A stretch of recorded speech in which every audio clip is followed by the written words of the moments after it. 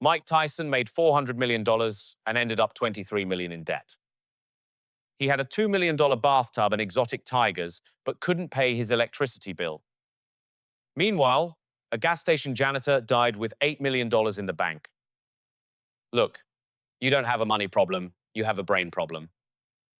Today, we're performing surgery on your financial ego. We're obsessed with the grind. We think if we just work harder, we'll get rich.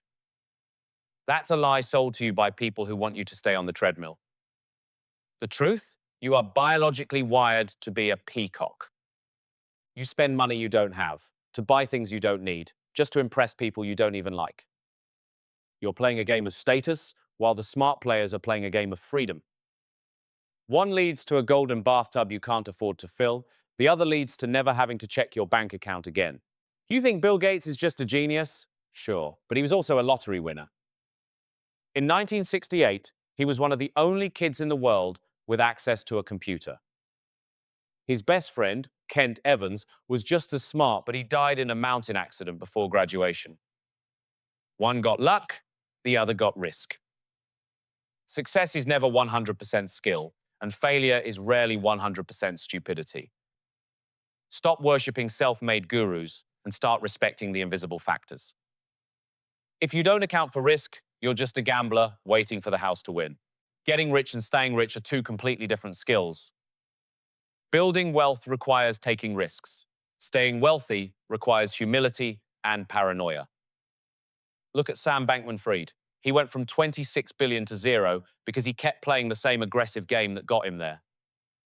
He got greedy. Contrast that with Warren Buffett. He doesn't chase 1,000% returns on crypto. He plays to survive.